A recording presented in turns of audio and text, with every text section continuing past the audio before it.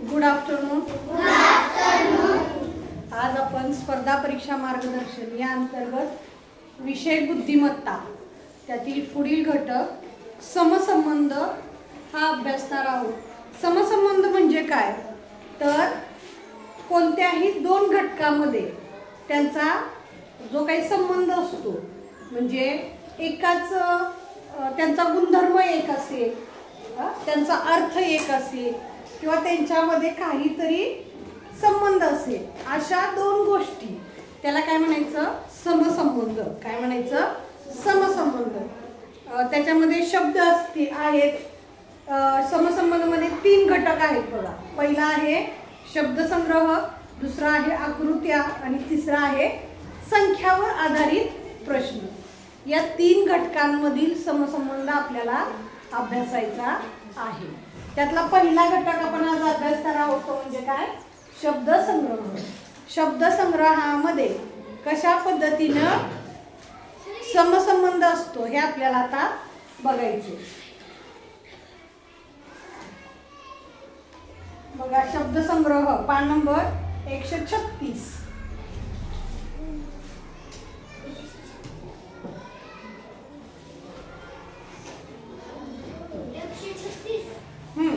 136. आता समसंबंध असतो शब्दामधला समसंबंध कशा पद्धतीचा असतो तर त्यामध्ये तुम्हाला काय केलं जातं तर पहिल्यांदा दोन पदं दिली जातात. दोन पदं म्हणजे काय तर दोन शब्द आणि त्या दोन शब्दामध्ये विशिष्ट संबंध असतो आणि तसंच आपल्याला तिसरं पद दिलं जातं आणि त्या तिसऱ्या पदाचा चौथ्या पदाशी काय संबंध आहे हे आपल्याला शोधायचं असतं आणि पर्यायातून तो शब्द लिहायचा असतो. आता तो शब्द अचूक ओळखण्यासाठी काय काय येणं महत्त्वाचं आहे पहिल्यांदा तर पहिल्या दोन पदामध्ये काय समसंबंध आहे ते आपल्याला काय सोनिया पहिल्या दोन पदामध्ये काय संबंध आहे ते आपल्याला आधी ओळखता आला पाहिजे तरच आपण तिसऱ्या पदाशी बघू शकतो का नाही. म्हणजे पहिलं पद समानार्थी आहे विरुद्धार्थी आहे कोणतं आहे हे आपल्याला जर कळलं तर आपण तिसऱ्या आणि चौथ्या पदामधला समसंबंध ओळखू शकतो. याच्यामध्ये बघा समानार्थी शब्द आहेत, विरुद्धार्थी शब्द आहेत. तुम्ही अजून पाठांतराला पाहिजे तसं सुरुवात केलेली नाही पण करा. घरदर्शक शब्द, पिल्लूदर्शक शब्द, ध्वनिदर्शक शब्द, चवी, रंग, त्याच्यानंतर आकार, रूप, त्याचं स्थान, क्रम, विरुद्धार्थी शब्द हे सगळं याच्यामध्ये तुम्हाला बघायला भेटणार आहे. म्हणजे तुम्ही असं म्हणू शकत नाही की समसंबंध आम्हाला समानार्थीवरच येईल विरुद्धार्थीवरच येईल. तो कशावरही समसंबंध येऊ शकतो. बरोबर की नाही. मग त्यामुळे तुम्हाला हे सगळे घटक एकतर तुम्हाला ते समजलेले असले पाहिजेत किंवा दुसरी गोष्ट काय तर ते तुम्हाला पाठ पाहिजे. बरोबर की म्हणून पाठांतराला सुरुवात करा. तर एवढं समजलं तर आपण नमुना प्रश्न बघूया. आता कसे त्याच्यावरती प्रश्न विचारले जातात. आता 1 ते 5 साठी सूचना आहे बघा. खालील प्रश्नात पहिल्या दोन पदांमध्ये जसा संबंध आहे अगदी तसाच संबंध तिसऱ्या पदाचा चौथ्या पदाशी आहे आणि त्यावरून आपल्याला प्रश्नचिन्हाच्या जागी योग्य शब्द योग्य पद आपल्याला निवडून लिहायचं आहे. बघा इथं तुम्ही बघू शकता.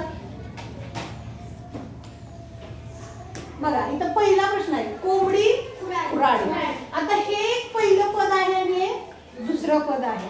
मग आता ह्यातला आपल्याला सहसंबंध ओळखायचा आहे. समसंबंध काय रे हे कोंबडी आणि खुराडी यांचा संबंध काय आहे. कोंबडी आणि खुराडी हा अरे ह्याच्यामध्ये समसंबंध सांगा मला. घरदर्शक शब्द आहे तो म्हणजे कोंबडी कुठं राहते खुराड्यामध्ये राहते. तसंच आपल्याला इथं सुद्धा घरदर्शक शब्दच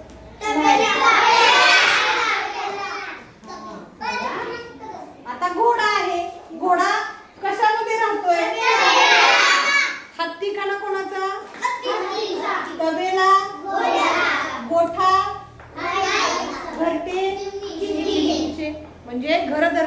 शब्दामध्ये कोंबडीचं जर खुराडा असेल तर घोड्याचा काय असणार आहे?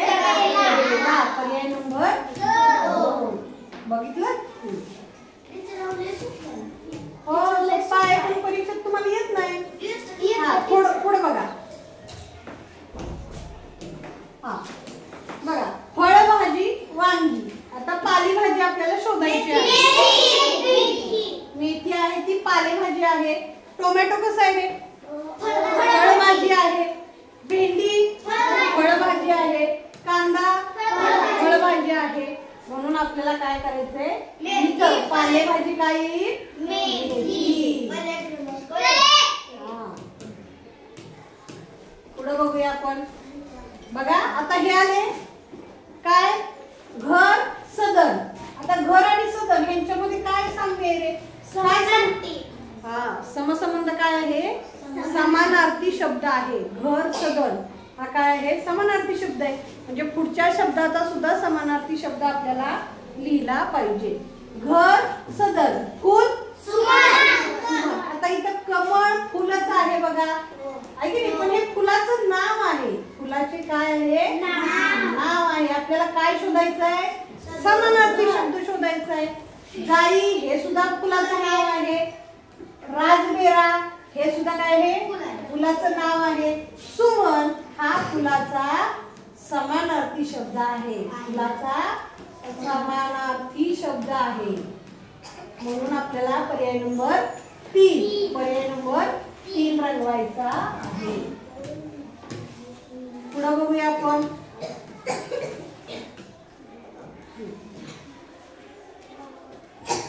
बघा प्रश्न 4 दिसतोय का?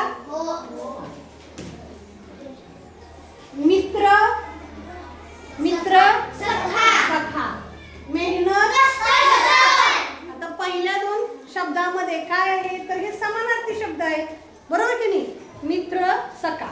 मग मेहनतचा सुद्धा समानार्थी शब्द आपल्याला लिहायचा आहे. आता इथं बघा कड़ी मेहनत. हिंदीत म्हणतात का नाही? मैं बहुत कड़ी मेहनत करता हूँ. हा मग जर ते तुमच्या डोक्यात असेल तर कड़ी मेहनत रंगवणार. दुसरा बघा अपार मेहनत. मी खूप अपार मेहनत केली. पण अपार हे विशेषण आहे. हा योजना नाही. मेहनतीचं समानार्थी शब्द कोणता आहे? पर्याय नंबर 5. सबला अबला. आता हे काय रे? विरुद्धार्थी शब्द आहे, बरोबर. सबला अबला. सुवार्ता. बघा हा सुवार्ता येणार का? परवार्ता. नवार्ता. काय येणार आहे? दुर्वार्ता. हे पर्याय नंबर 3 येणार आहे, कारण तिथे विरुद्धार्थी शब्द आहे. पुढे बघा आता सरावासाठीचे प्रश्न बघायचे आपल्याला. दिसतात का सगळ्यांना? बघा त्याच्यासाठी सूचना दिली आपल्याला. 1 ते 5 साठी खालील प्रश्नात दिलेल्या पहिल्या 2 पदांमध्ये जसा संबंध आहे अगदी तसा संबंध 3ऱ्या व 4थ्या पदांमध्ये असणार आहे. यावरून दिलेल्या प्रश्नचिन्हाच्या जागी कोणते पद येईल ते आपल्याला पर्यायातून निवडून घ्यायचं आहे. आता मला तुमच्यापैकी सांगायचे, तुम्ही ओळखायचंय, मी सांगणार नाही. बघा दिसतंय का? हा बघा विश्वास निश्वास. निंदा. आता इथं काय रे? विरुद्धार्थी शब्द आहे. विश्वास निश्वास.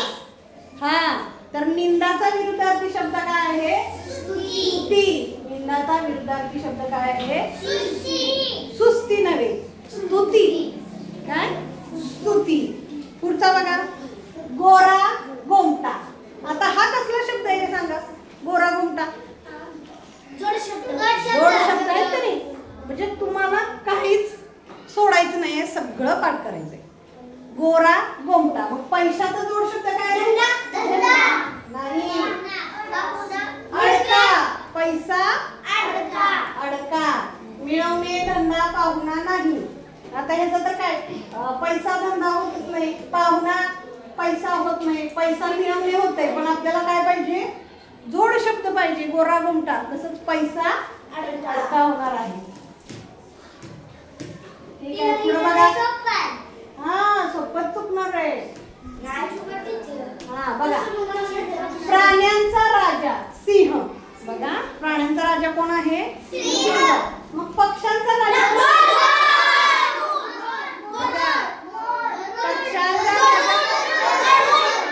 गरुड आहे. पक्ष्यांचा राजा कोण आहे? मोर आहे का? चुकला का नाही? राष्ट्रीय पक्षी मोर आहे, पण पक्ष्यांचा राजा कोण आहे? गरुड. म्हणून विचार करायचा लगेच. तुम्हाला माहिती आहे त्यांना की तुम्ही मोरच म्हणणार. पक्ष्यांचा राजा कोण? मोर.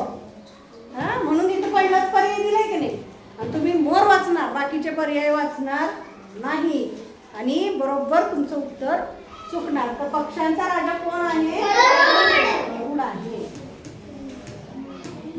चौथा बघा. हा, कोंबड्याचे आरवणे. आता हा काही समसंबंध आहे रे. कसला आहे? काय आहे पण हे? कोंबड्याचे आरवणे ध्वनिदर्शक शब्द आहेत का नाही? ध्वनिदर्शक शब्द आहेत ना. मग ध्वनिदर्शक शब्दच. गायीचे काही अंबरणे. गायीचे काही अंबरणे. ठीक आहे. हा बघा, आता पाचवा. हा, मुलांचा घोळका. आता हा कसला शब्द आहे? समूहदर्शक शब्द. मुलांचा घोळका. केळ्यांचा लोंगर. पाठांतर. केळ्याचा काय आहे? लोंगर. घड नाही. आपण सहज घरी म्हणतो केळ्याचा घड आणला, केळ्याचा घड आणला, पण केळ्यांचा घड आहे का? नाही. केळ्याचा काय आहे? लोंगर आहे. बघा किती चुकताय. केळ्याचा लोंगर आहे. ठीक आहे बघा. सहावा बघा. पिल्लू दर्शक शब्द आहेत काय? माणसाचे पिल्लू. माणसाचे बाळ. गाढवाचे गाढवाचे काय आहे? जर तुमचं पाठ नसेल तर तुम्हाला येणार आहे का रे? गाढवाच्या पिल्लाला काय म्हणतात? पिल्लू कोणाचं असते? कुत्र्याचं, मांजराचं आहे की नाही? पिल्लू असते. कोकरू कोणाचं असतं? बघा, शेळी, मेंढी.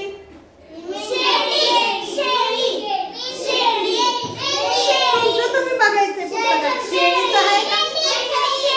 अरे ऐका, तुमचं तुम्ही बघायचंय शेळीचं आहे का मेंढीचं आहे. म्हणजे किती कन्फ्युजन होतंय बघा. हा, शिंगरू, कोकरू का करडू? कोकरू का करडू? कुणाचं कोण आहे ते बघा तुम्ही, आणि स्वतःच्या स्वतः जरा ते क्लिअर करा. कोकरू कोणाचं आहे आणि हे काय रे? करडू कोणाचं आहे? छावा कोणाचा असतो रे? बघा, निम्मी म्हणते वाघाची, निम्मा म्हणजे सिंहाचा छावा, वाघाचा बछडा. कन्फ्युजन करून घेऊ नका. म्हणजे गाढवाचं काय येणार आहे? शिंगरू. पुढे बघा. सातवा. महात्मा गांधी. महात्मा गांधी बापू. वल्लभभाई पटेल. आता यांचं काय आहे? सरदार. हा, तर सामान्य ज्ञानावर आधारित प्रश्न आहेत का नाही, त्याच्यामध्ये हे दिलेलं आहे बघा. महात्मा गांधींना काय म्हणत होते? बापू. तर सरदार वल्लभभाई पटेल यांना काय म्हणत होते? सरदार. वल्लभभाई पटेल यांना काय म्हणायचे? लोकमान्य कोणाला म्हणत होते? शीतल. लोकमान्य टिळक यांना काय म्हणत होते? बाळ गंगाधर टिळक यांना लोकमान्य म्हणत होते. ठीक आहे, पुढे आठवा बघूया. हा, राष्ट्रीय फूल कमळ. आणि राष्ट्रगीत कोणतं? आता इथं बघा काय आहे? राष्ट्रीय गीत आहे. इथं काय आहे? राष्ट्रीय. वाचताना जरी चुकलं, इथं राष्ट्रीय आहे. राष्ट्रगीत आहे का रे? राष्ट्रगीत आहे का? नाही, राष्ट्रीय गीत आहे आपलं. थांब रे, ऐक जरा. आपलं राष्ट्रीय गीत आहे वंदे मातरम. कोणतं आहे? वंदे मातरम. आणि जनगण मन आहे ते काय आहे? राष्ट्रगीत आहे. जनगण मन काय आहे? बघा, जनगण मन काय आहे? राष्ट्रगीत आहे. आणि वंदे मातरम काय आहे? विजयी विश्व तिरंगा काय आहे? ध्वजगीत. काय आहे? ध्वजगीत. आपण कधी म्हणतो का? कधी म्हणतो का ध्वजगीत? झेंडावंदनालाच म्हणतो का नाही आपण? ध्वज फडकवतानाच आपण विजयी विश्व म्हणतो का नाही? विजयी विश्व तिरंगा प्यारा, झेंडा ऊंचा रहे हमारा. ते ध्वजगीत आहे. राष्ट्रीय गीत आहे वंदे मातरम आणि राष्ट्रगीत आहे जनगण मन. आपण रोज ऑर्डर देतोय की नाही? एक साथ राष्ट्रगीत के लिए तयार होंगे, तयार हो. आणि जनगण मन म्हणतो, आहे की नाही? वाचताना सुद्धा चूक होते आणि एक प्रश्न चुकला जातो बघा. म्हणून लक्षात ठेवायचंय, राष्ट्रगीत आहे जनगण मन, राष्ट्रीय गीत आहे वंदे मातरम, ध्वजगीत आहे विजयी विश्व तिरंगा प्यारा आणि बलसागर भारत हो हे काय आहे? समूह गीत आहे.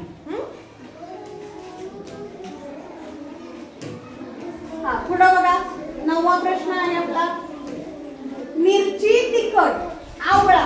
आता इथं चव दिलेली आहे. मिरचीची चव कशी असते? तिखट असते. तर आवळ्याची चव कशी असते? तुरट असते. गोड कडू बेचव असतं का? तर तुरट चवीचा आवळा असतो देवयानी. आता इथं पण आलंय बघा 10वा प्रश्न. शेळी, करडू, मेंढी. शेळीचं करडू असतं तर मेंढीचं काय असतंय? कोकरू असतं. मेंढीचं काय असतंय? पर्याय नंबर. ठीक आहे.